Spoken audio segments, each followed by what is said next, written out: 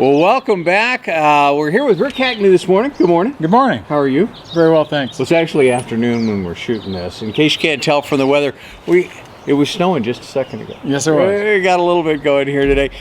Rick, you've been in an appraisal business for 25 years. 25 years. Last week we had the county assessor on telling you about how they value your house. Now we're going to take a look at how appraisers do that and the different types of appraisals. Sure. What to do before the appraiser gets here and what he actually looks at. Before we go there, though, where are you from originally?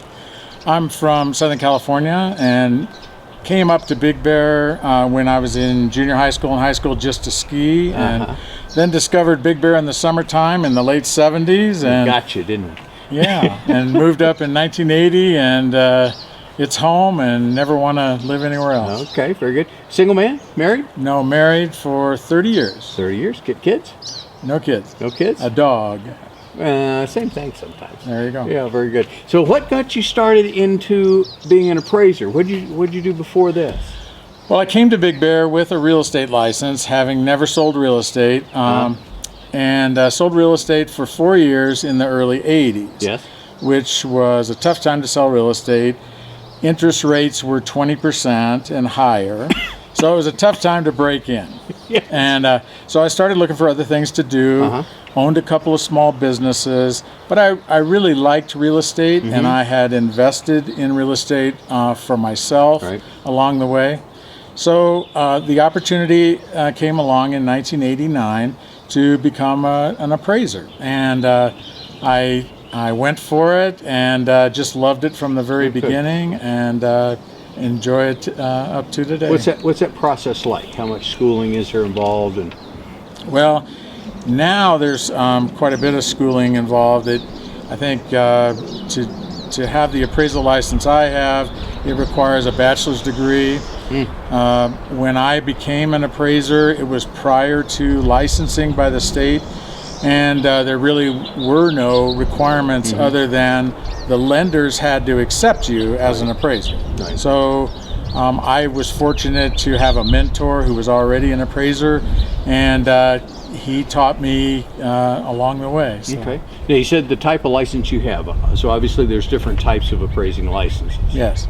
Real quick. There's actually three California residential licenses. There's a trainee license. There's what's just called a license, and then a certified residential appraisal license, which is the highest residential license, allows you to appraise anything residential. Then one more license is a general, which does residential and commercial. Okay. I have the certified residential license. All right, very good. And how many appraisals do you? Well, that depends on the market. I was going to say, how many can you do in a day? Well, inspections can probably do 4 or 5 a day.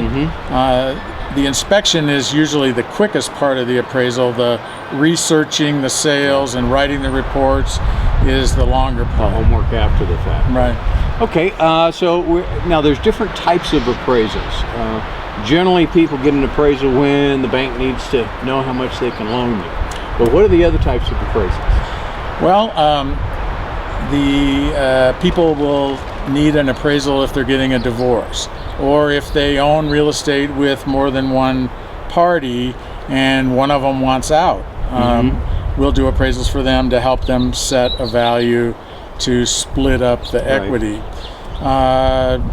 In recent years, property taxes have been high because they were based on purchase prices in the good years, and so we've done appraisals to help people with tax appeals. I see. People with trusts and estates often need appraisals and have to update those trusts and estates once in a while.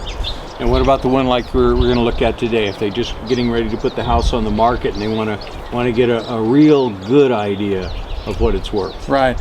We'll get calls frequently to come out to a person who either has their house on the market already and it isn't selling, and they want to know why. Maybe they're listed too high, or somebody who's just considering putting it on the market and they want another opinion, an impartial opinion. Well, because realtors, even though we do our best at giving a market value assessment, it's not as in depth as what you go into. Right, and sometimes these folks will have called 2 or 3 realtors before they call me and gotten 3 numbers that have quite a wide spread, so they want some help figuring out where they belong. Right. And why is it, just one quick one, then we'll get to the house, why is it with most, when you get an appraisal for a bank, it's so close to what the loan amount is? Because that's all the bank really wants to know, isn't it? Yeah, that's a good question. One we're asked quite a bit.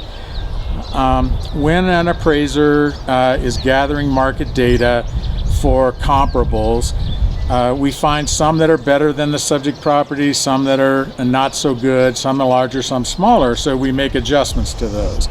And when we're all done with the adjustments, our bottom line is an adjusted value for each comparable. And this gives us a range. For example, maybe we have the lowest comparable suggesting a value of $200,000 and the highest comparable suggesting maybe $210,000. If the purchase price is $205,000, oftentimes appraisers will just validate that sale price with the range they found and call the value to that $205,000. Because that's all the bank really wants to know, isn't it? Are we in the game? Yeah, they want to know that the house, which is the security for the loan, is going to be adequate security. Okay, good. Okay, can I do anything to bring my appraisal up before you get here? Well, maybe that's an unfair question too. No, you only get one chance at a first impression. So cleanliness, tidiness, those are good first impressions. Sometimes there's deferred maintenance. Maybe there's a little peeling paint on an eave or something. You can touch those things up. Maybe there's some loose deck boards. You could nail those down. So really, I think you want to look to see if there are any minor repairs or deferred maintenance that you could address, and also just make sure everything's tidy and clean. Kind of the same thing you want to do to get the house ready to sell. Exactly. Yes. Exactly. Okay. All right. Well, let's take a look at what you look at when you're doing an appraisal. Okay. You start outside or inside? I start outside and start with exterior photos. We take photos of the front and the back. Lenders want photos of the sides of the house. Some lenders want photos underneath the house, the crawl space, any outbuildings you have, sheds or detached garages, they want photos of that. Anything unusual, maybe a special landscape feature like a recirculating pond or stream or something. So that's what we do on the outside. So this is an example of a landscape feature that we'd find that is over and above what we typically find in the Big Bear area. Some of the other things that we do on the exterior inspection, we're looking at the condition of the property. Does it have peeling paint? Is the roof, does it appear to have at least 2 years worth of life remaining?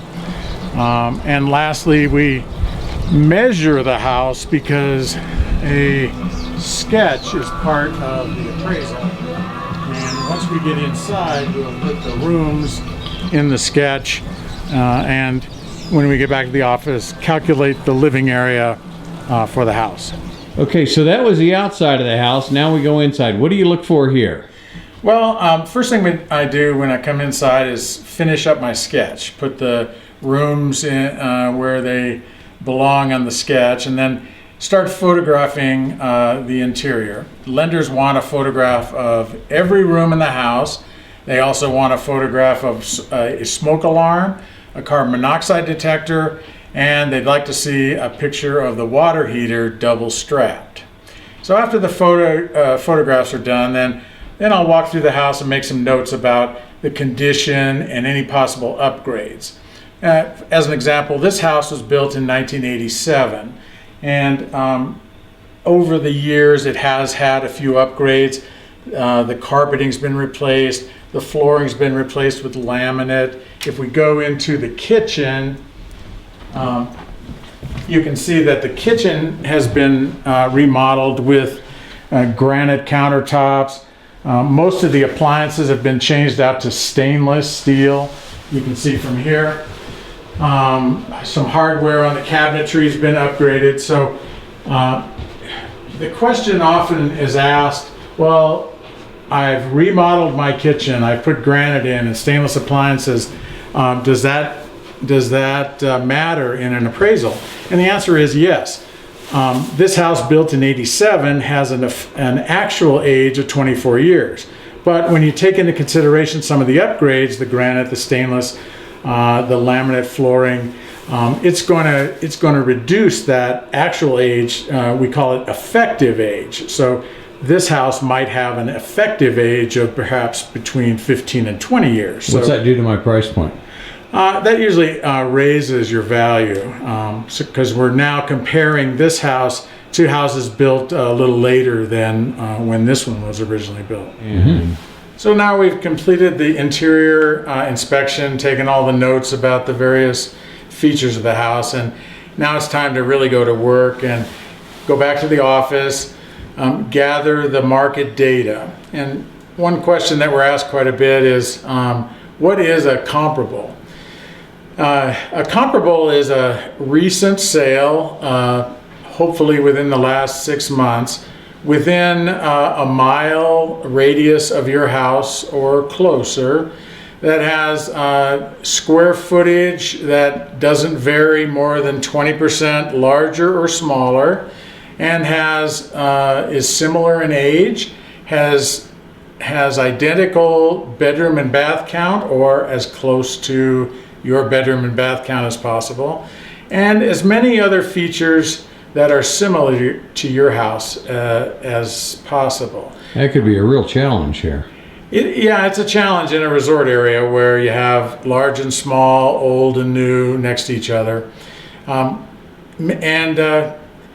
One question I get asked occasionally is, I'll be inspecting a house and the homeowner will say, well, this house right across the street that's 1,000 square feet just sold for $200,000.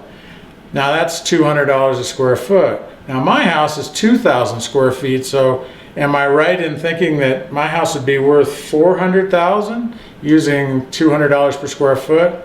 And the answer is basically no, because appraisers don't appraise property by dollars per square foot, and this house across the street that's half the size of the one we're appraising wouldn't be considered a comparable because it's quite a bit smaller, and probably the room count doesn't match either.